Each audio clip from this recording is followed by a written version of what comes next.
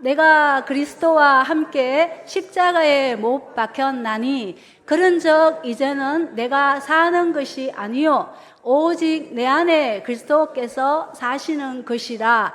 이제 내가 육체 가운데 사는 것은 나를 사랑하사 나를 위하여 자기 자신을 버리신 하나님의 아들을 믿는 믿음 안에서 사는 것이라. 아멘. 사랑하는 성도님들, 우리는 신앙생활을 하면서 종종 내 뜻대로, 내 힘대로, 내 노력으로, 내 방법으로 이렇게 신앙을 지켜보려 하다가 때로는 지칠 때가 있지는 않으신가요? 그러나 바울은 분명히 고백하고 있습니다. 내가 그리스도와 함께 십자가에 못 박혔으나니 그런즉 이제는 내가 사는 것이 아니요 오직 내 안에 그리스도께서 사시는 것이다 라고 분명히 말씀하고 있습니다.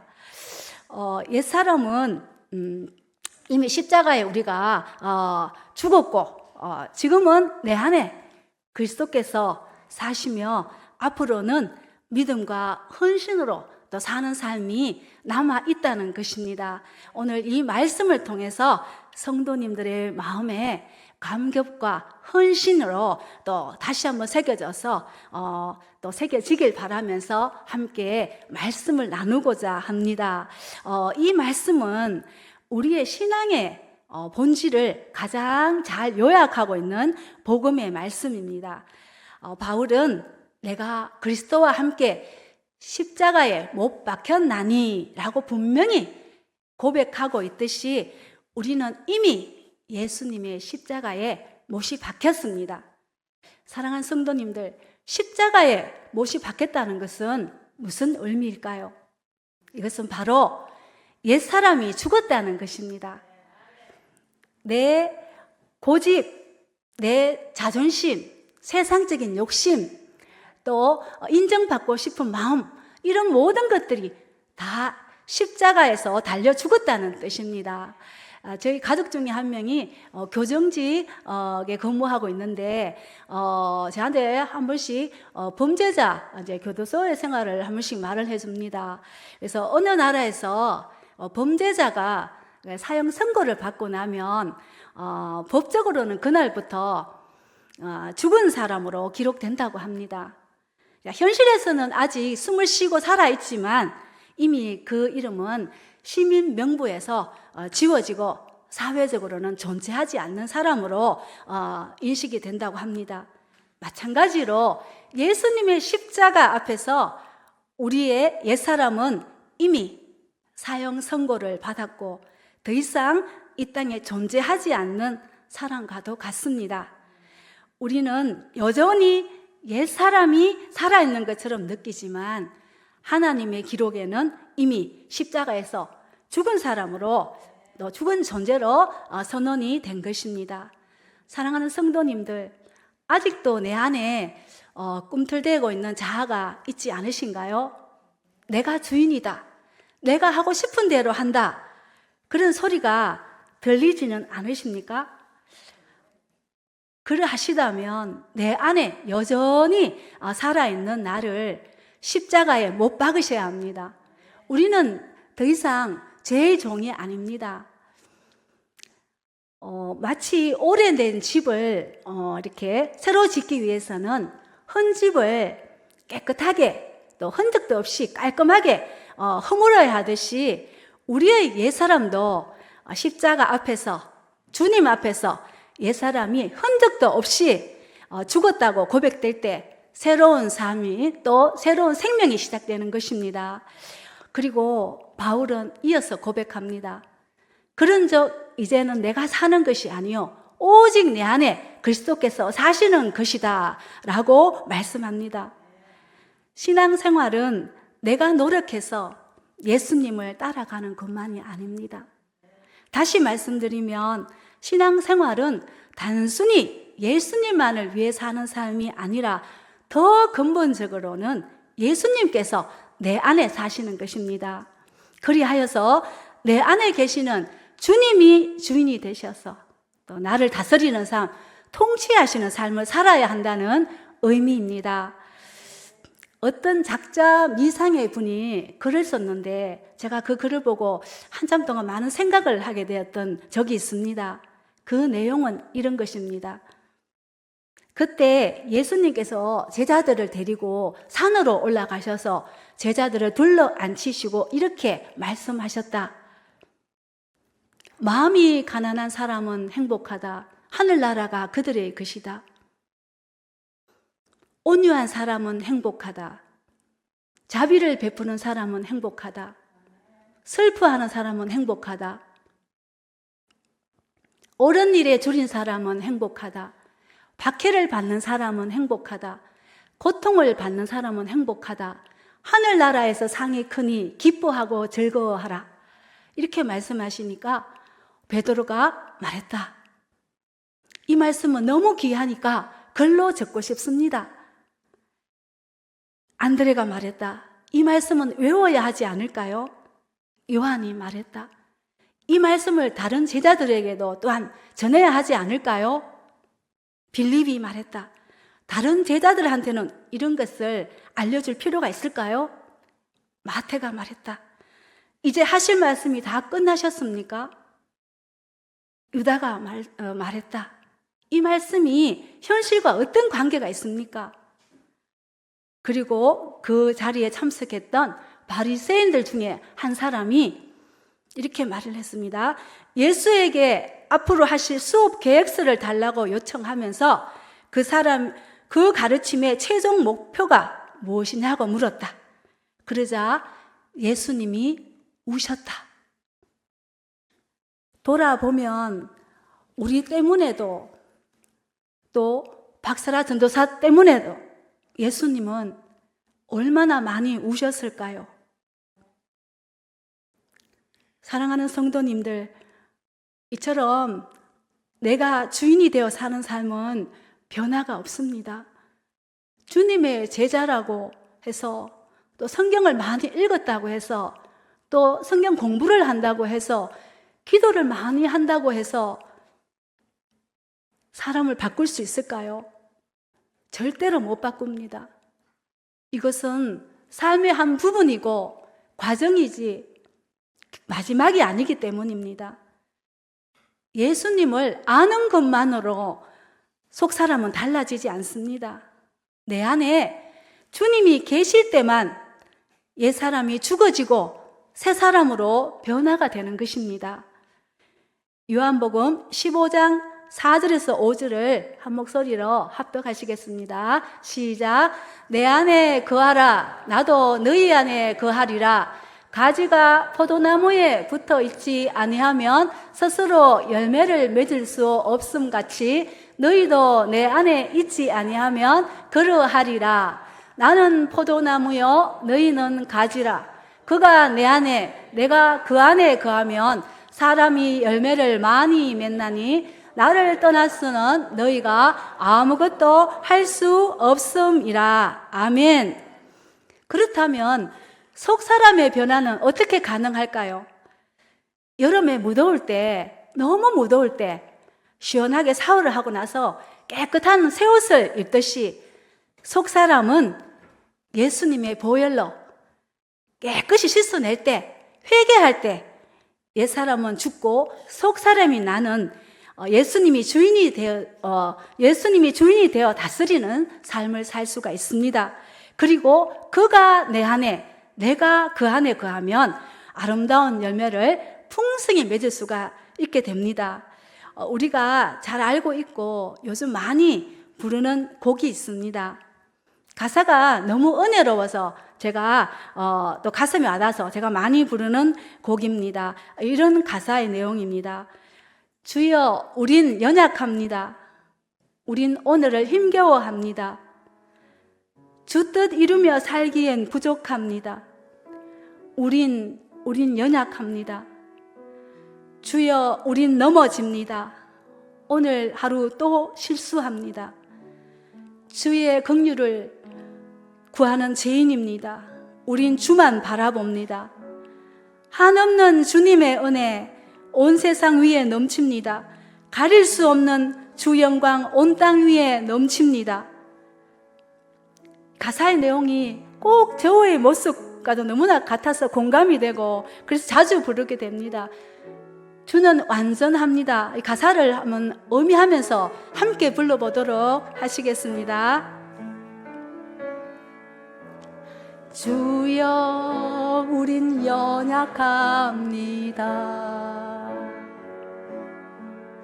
우린 오늘을 힘겨워합니다. 주 뜻 이루며 살기에 부족합니다. 우린 연약합니다. 주여 우린 넘어집니다. 오늘 하루 또 실수합니다. 주의 긍휼을 구하는 죄인입니다. 우리 주만 바라봅니다. 한없는 주님의 은혜 온 세상 위에 넘칩니다. 가릴 수 없는 주 영광 온 땅 위에 충만합니다. 주님만이 길이 오니 우린 그 길 따라갑니다. 그날에 우리 이룰시 주는 완전합니다. 아멘. 한 성도님께서 간증하시길 이렇게 말씀하셨습니다. 내가 주님을 모른다고 생각했을 때는 늘 외로웠는데 내 안에 주님이 사신다는 사실을 깨달은 뒤에는 가장 힘든 순간에도 결코 혼자가 아님을 알았다.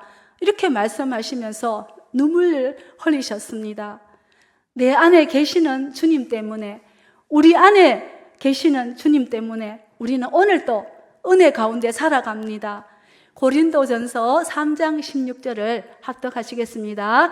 너희는 너희가 하나님의 성전인 것과 하나님의 성령이 너희 안에 계시는 것을 알지 못하느냐. 아멘.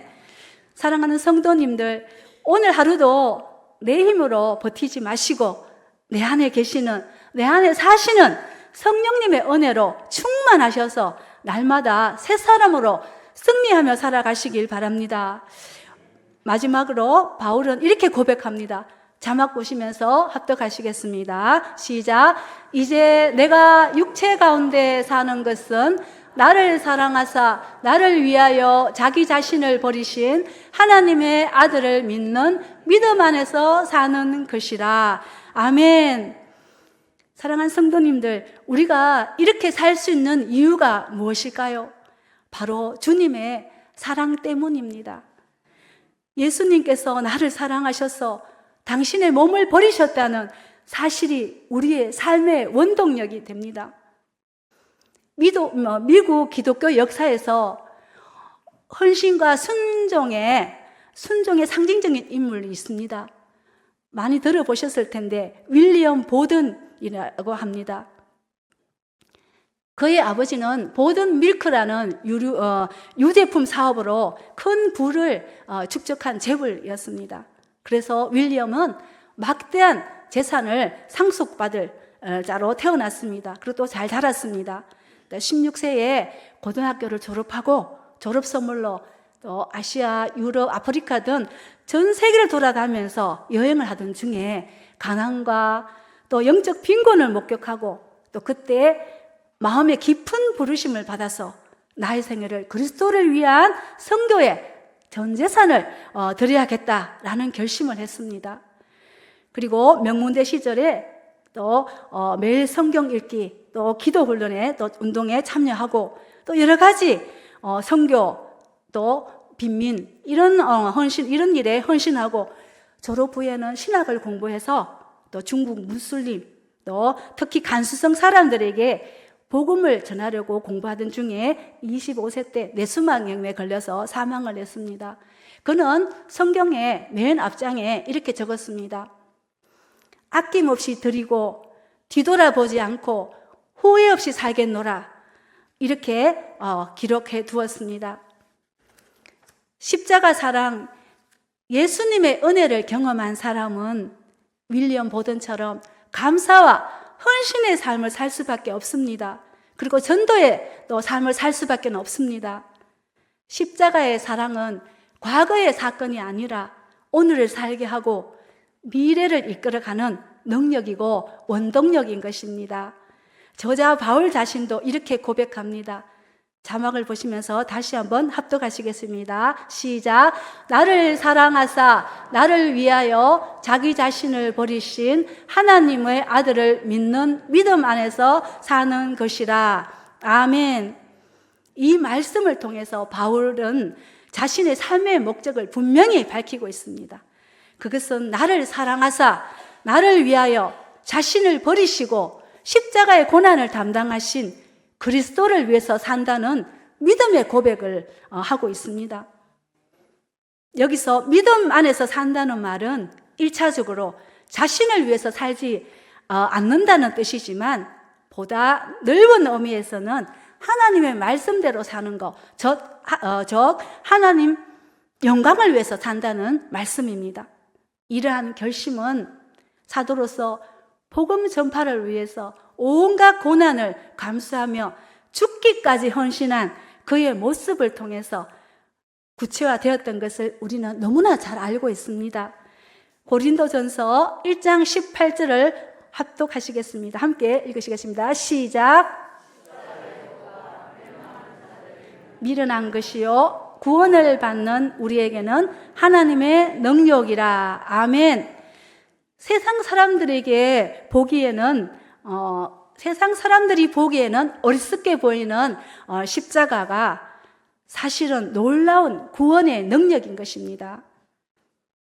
말씀을 맺겠습니다. 사랑하는 성도님들, 갈라디아서 2장 20절 말씀은 단순한 교리나 성경 암송 구절이 아닙니다. 이 말씀은 성도의 존재 선언이고 동시에 헌신의 고백입니다. 과거에 나는 그리스도와 함께 십자가에 못 박혔습니다. 이제는 내가 산 것이 아니라 그리스도께서 내 안에 사십니다.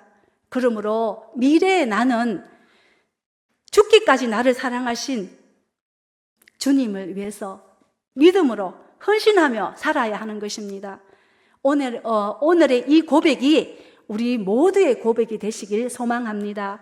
그리고 중요한 것은 믿음은 이론이 아니라 실제가 될 때 능력이 나타나는 것입니다. 이론이 아니라 머리의 지식이 아니라 머리 신앙이 아니라 가슴 신앙이 되어야 하는 것입니다. 나는 죽고 예수로 사는 삶, 십자가의 복음의 진리가 성도님들의 삶 속에 날마다 감격과 헌신으로 나타나시길 주님의 이름으로 축복합니다. 아멘. 기도하시겠습니다. 지금도 살아 역사하시는 하나님 아버지, 아무 조건 없이, 아무 자격 없이, 아무 공로 없이 구원해 주시고 생명의 길로 인도해 주신 사랑에 감사합니다. 이 사랑을 본받은 자답게 날마다 십자가의 시선을 고정하고 내 안에 살아계시는 주님을 증거하고 말씀에 순종하고 복음을 위해서 죽도록 충성하고 헌신하고 또 그래서 하나님을 기쁘시게 하고 또 영광 올려드리는 믿음의 자녀들이 되길 예수님 이름으로 기도합니다. 아멘.